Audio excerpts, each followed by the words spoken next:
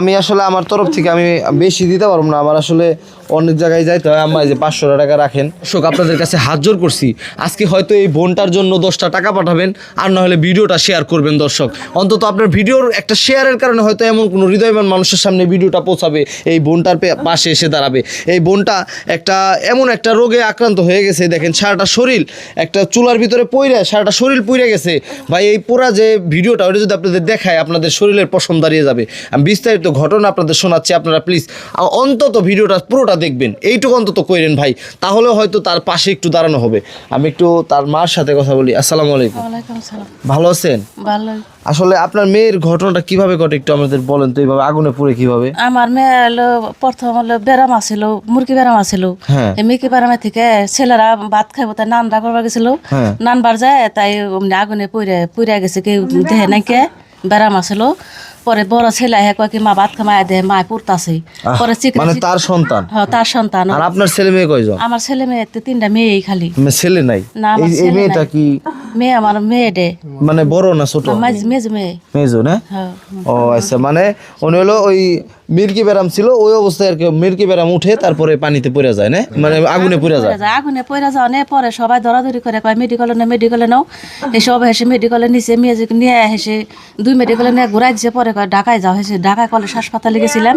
1 মাস 10 দিন থেকে আইছি। আমার 1,70,000 টাকা গেছে, এর মধ্যে আমার কোনো সমর্থ নাই, এদিকে আমি থাকা পাই না। এখন ওনার স্বামী মানে আপনার জামাই দর্জি কাম করে, মিস্ত্রি কাম করে, তাও পারে না সময়তে, কাম নাই দুনিয়াতে, মানে অবস্থা খুব খারাপ না? দর্শক আপনাদের কাছে রিকোয়েস্ট করছি ভাই, আসলে দেখেন এই মাটার এখন সন্তান নাই, যে তার ভাই নাই যে তাকে দেখবে। এখন স্বামীটার অবস্থা খুব একটা ভালো না যে তাকে দেখবে। 1,70,000 টাকার মতো ওনাদের অলরেডি খরচ হয়ে গেছে। ওনাদের পাশে একটু আপনাদের হাতটা বাড়াইতে হবে দর্শক, অবশ্যই বাড়াইতে হবে। আমার যদি সামর্থ্য থাকতো আমি এখন লাখ টাকা দিয়ে দাঁড়াইতাম দর্শক মণ্ডলী।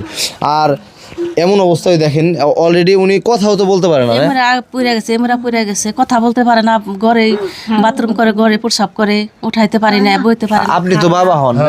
হ্যাঁ। দর্শকের কাছে আপনি কি চাচ্ছেন? আমি সাহায্য চাইছি, আমি দর্জন করছি, আমি আর কি করবো? আমার তো কিছু আমার একটা বেটা নাই, আমার চোখটা একটা শেষ একদম চোখে আমি কিছু দেখি না। গরিব মানুষ। আপনি কি হন? আমি মেয়েটার খালা হই। খালা হন না? এখন খালা হিসেবে কি চাচ্ছেন তার জন্য? আমি চাই দর্শকের কাছে জানি সবাই একটু হেল্প করে, আমার বোনেরা যেন ভালো হয়। হ্যাঁ, একটু সুস্থ কামনা করি। আর 2টা ছেলে আছে, অন্তত ছেলের মুখ দিকে তাকায় সবাই তো চাই। এখন ওনাকে সুস্থ করতে মোটামুটি কত টাকা লাগতে পারে? মানে মোটামুটি 2, 2.5, 3 এরকম তো লাগবে। 2 লাখ 2.5 লাখ 3 লাখ এরকম টাকা লাগবে। হ্যাঁ, লাগবে। আমি রাজু ভাইয়ের কথায় আসছি। আর রাজু ভাই, আপনি আসলে এটা নিউজটা কিভাবে পেলেন? একটু আসলে আমার এক বড় আপা আছে আমাদের বাড়ির পাশে আর কি, সেই বড় আপা আমাকে বললো যে আসলে একটা মানুষ একেবারে পুড়ে গেছে, আর্থিক অবস্থা খুবই খারাপ, একটা সাহায্য সহযোগিতা হলে খুবই ভালো হতো। তখন আবার আপনার কথা আমার মনে পড়লো যে আমার দরদি কিন্তু এরকম একটা কাজ করে থাকে, যদি সে একটা ভিডিও করে হয়তো বা প্রবাসী বা দেশে যারা মানবিক দিক বিবেচনা করে হয়তো বা সহযোগিতা কেউ পাঠাবো আর কি, এই জন্য আর কি আপনার ইনফর্ম করা। আচ্ছা, ধন্যবাদ।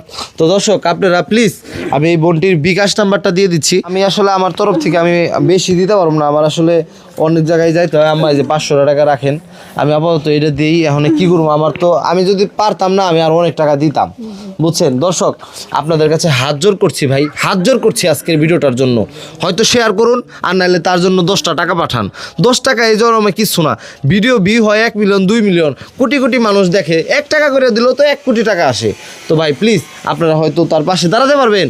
কত কিছু করে কত টাকা নষ্ট করতেছেন, 10 টাকা পাঠালে কিচ্ছু হবে না। আর যদি একটু বাড়াইয়া পারেন, আমি ওনাদের বিকাশ নাম্বারটা এখানে দিয়ে দিব না, আর ওনার সাথে যোগাযোগ করে যারা একটু বড় ম্যান দিবেন, যোগাযোগ করে তারপরে ওনাদেরকে এই সাহায্য করে। আচ্ছা, আপনাদের গ্রামের নামটা কি একটু বলেন তো? গ্রামের নাম শিবপুর। শিবপুর, এটা থানা জেলা কোথায়, কোন জায়গায়?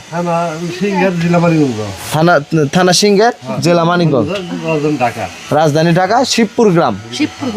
আচ্ছা আচ্ছা। তো আপনাদের মেম্বার চেয়ারম্যান এলাকাবাসী কাউরে জানান নাই এরকম? জানাইছি, তারা যা পারছে তাই দিছে। আচ্ছা আচ্ছা, যাই হোক, আসলে ওনার দাঁড়ায় থাকতে কষ্ট হচ্ছে। আমি ভিডিওটা শেষ দিচ্ছি দর্শক, প্লিজ আজকের ভিডিও হয়তো শেয়ার করবেন, আর নাহলে তার লেগে 10টা টাকা পাঠান। আমার একটাই কথা দর্শক, আর আমি বেশি কথা বাড়াবো না। আর আমরা এরকম মানবিক কাজ সবসময় করে যাবো ইনশাআল্লাহ। আমাদের পাশে থাকবেন, অবশ্যই পেজটি ফলো দিয়ে ভালো থাকবেন। আসসালামু আলাইকুম।